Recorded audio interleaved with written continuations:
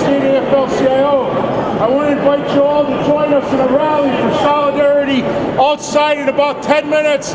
Let's show Wisconsin that we're standing together, united, right? Right! I'll see you outside. Let's go! So please, if you haven't signed up to testify, make sure you head up to room 411 South and do so. It's your right. Don't give it up. But right to work in Wisconsin is not the Wisconsin way. This bill is an attack on all Wisconsin families. It's an attack on our paychecks. It's an attack on our ability to put food on the table and a roof over our head. And it's an attack on our rights as workers. So who's pushing this bill? Well, we know it's out of state special interests that are pushing this bill. They don't care if you have a good job with decent benefits. They don't care if you can send your kids to college or afford to save for a future. They don't care what happens to your retirement. They want power. They want more profits. And they want to do it on the backs of the workers. We know, and history teaches us, it's a strong union movement that builds the middle class and lifts all boats. Unions set the standards in terms of wages and working conditions, not just for our members, but for all workers and families in our community. There is nothing more American than workers coming together through their unions, to stick together, to join together, to have each other's backs in the workplace, and that's what we're doing here today. We're coming together to have each other's backs, right?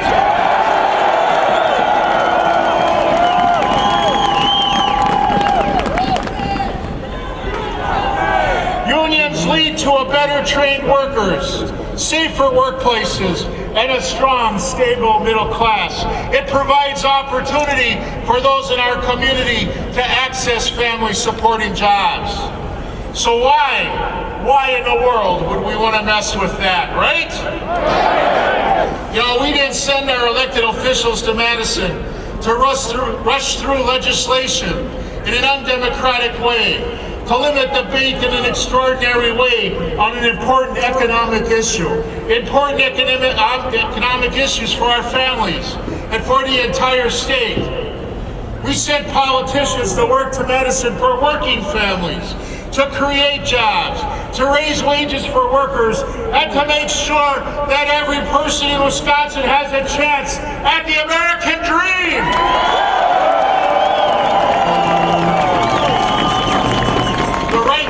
Bill that they're proposing does just the opposite. We know right to work will lower wages for hard-working Wisconsinites. So, we are ready, aren't we? Right?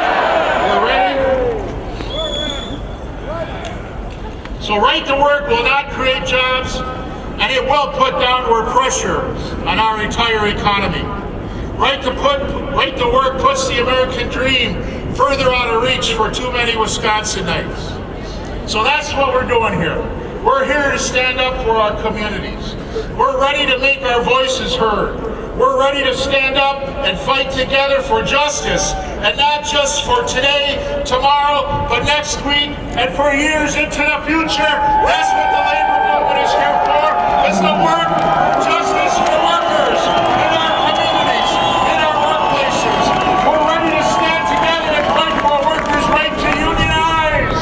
We're ready and we're here to participate in democracy, to lobby our elected officials from the ground up, and hope that those elected officials hear us when we tell them to stop right to work.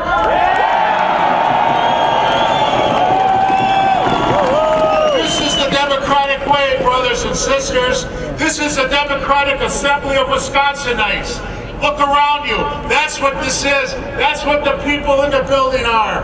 This is what makes our state and our country strong. People from all walks of life, from all sectors of the economy coming together to fight for economic justice, to fight for economic opportunity, to fight for better wages and working conditions, to fight for a strong middle class and a better day. That's what we're doing here, right?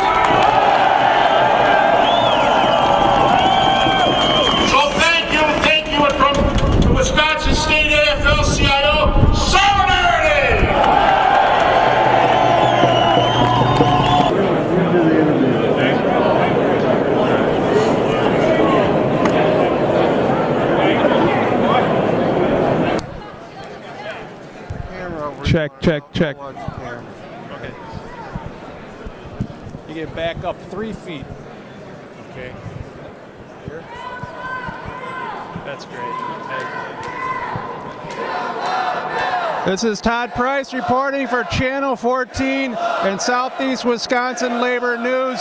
We want to talk with the AFL-CIO. It's a little loud here, but we're going to have him introduce himself. If you can introduce yourself for our Kenosha viewers, sir. Phil Neuenfeldt, president of the Wisconsin State AFL-CIO. And you gave a spirited speech at the end there. We were just outside, and you talked a lot about solidarity, and there'll be another day. What is your feeling today, and what is the history that will be written on this August occasion? Well, look around you. You have workers from all parts of the state of Wisconsin here. You have workers from all parts of the economy. They're here to bear witness about what's going to happen in this capital and take that message back home. And we're going to organize. And you made a very spirited defense of the real Wisconsin, the folks that are obviously gathered here that are taking off a working day to be here and testify and just be in solidarity. What's happened to the government here in this state, as you can see, with regards to this right-to-work legislation? Well, it's very clear this piece of legislation is being driven by out-of-state special interests. And that's just not right. That's democracy. That's not democracy. Wisconsin has always been known and built on democracy. That is not what's happening. There's a reason they're running this bill through this extraordinary session, so people don't learn about it. That's where I was going next. Is it unprecedented to see such an important bill that sets back labor rights for maybe 100 years almost? How did it come to this point that it's being pushed through so fast and there's such little, opportunity for public deliberation? Well, it's obvious they're responding to those out-of-state special interests. They want to do it quick in a very time-constrained fashion so people don't have a chance to learn about this bill. The more people learn about this bill, the more they're opposed to it. They will be opposed to it, they will learn, and in the future we're going to grow our movement based on what happens here today. One last question. I appreciate you've spoken a lot today already.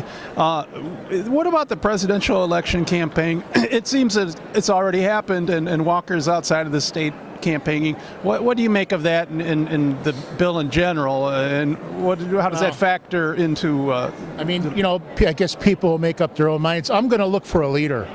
And a leader is a person who unifies people.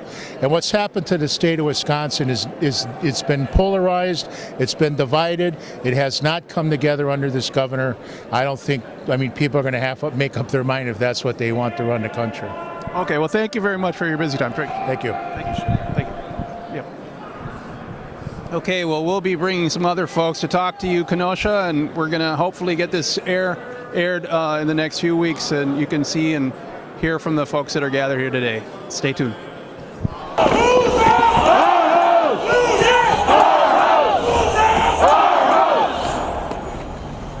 Solidarity! Unity! And togetherness.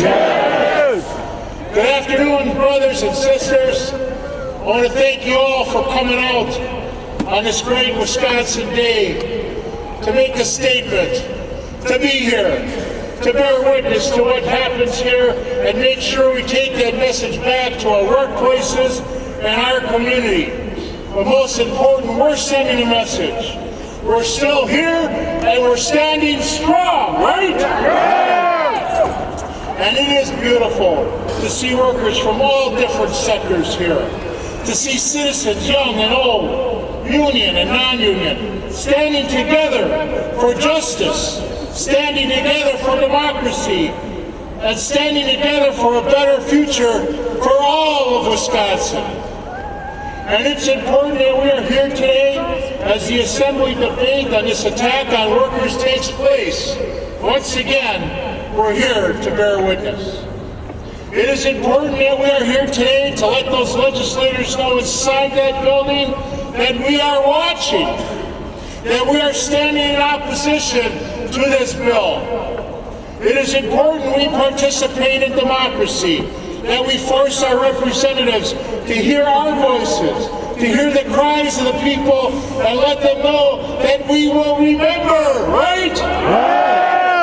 Citizens, young and old, union and non-union, came out to provide hours and hours of testimony against the so-called right-to-work legislation. Worker testimony in opposition to the bill dominated both hearings.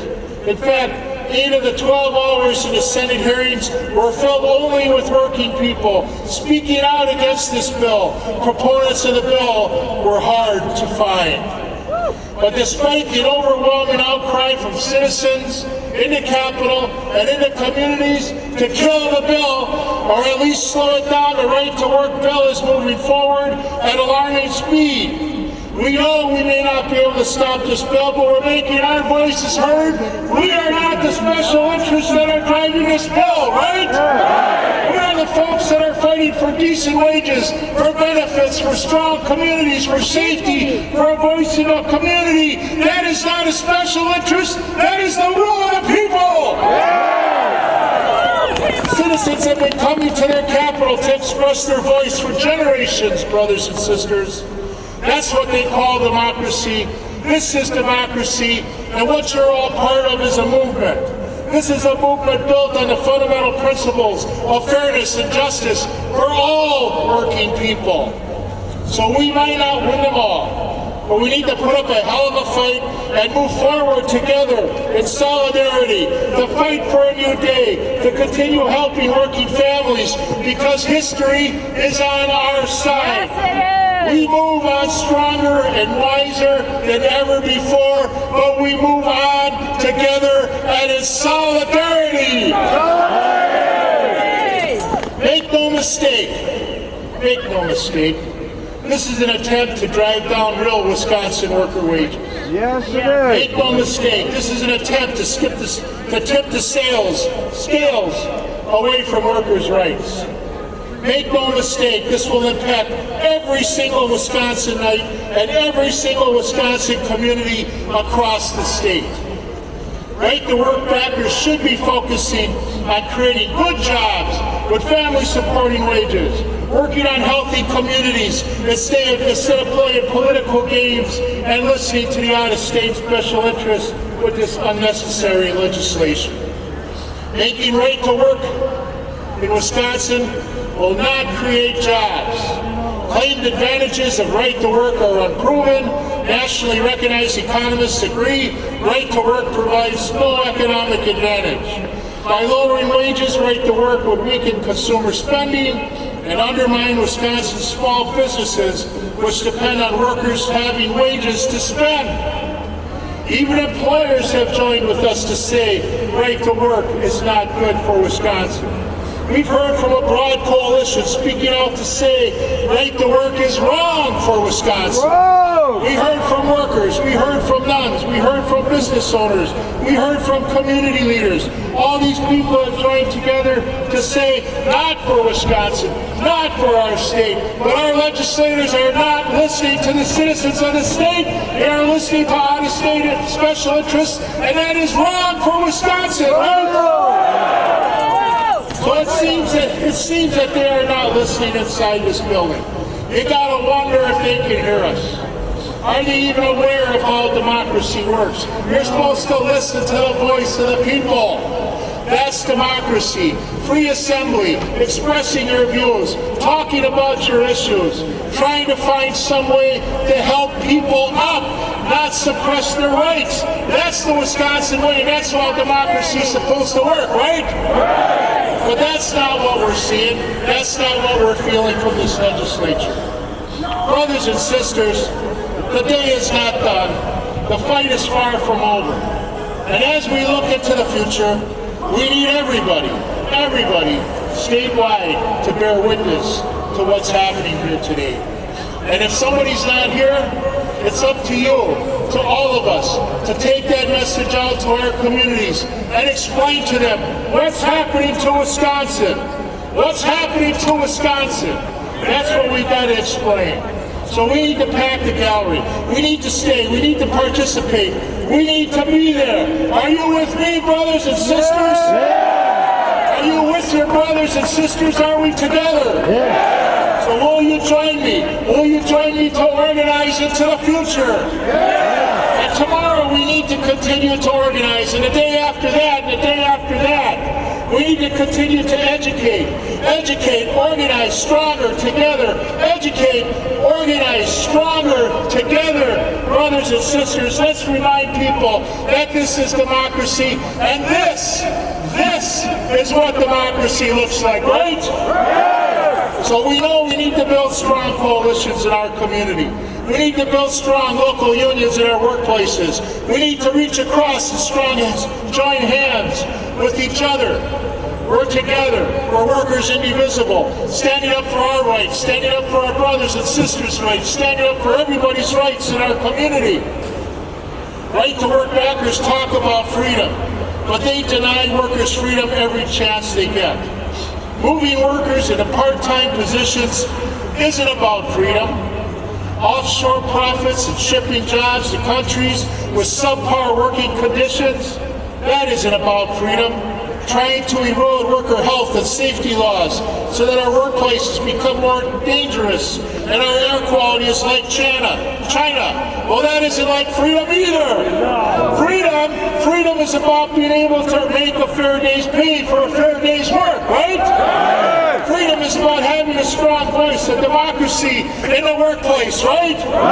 Freedom is about being able to retire with dignity after a lifetime of hard work, right? Freedom is being here, making our voices heard, and participating in the democratic process. Freedom is about standing up for union rights, right? Standing up for safe workplaces. That's what freedom is about. Solidarity, brothers and sisters. And as we move forward to a better day for Wisconsin, a better tomorrow for workers, and a new day in the movement, solidarity, unity, and togetherness. Thank you so much. Back here's pretty good. We're all going to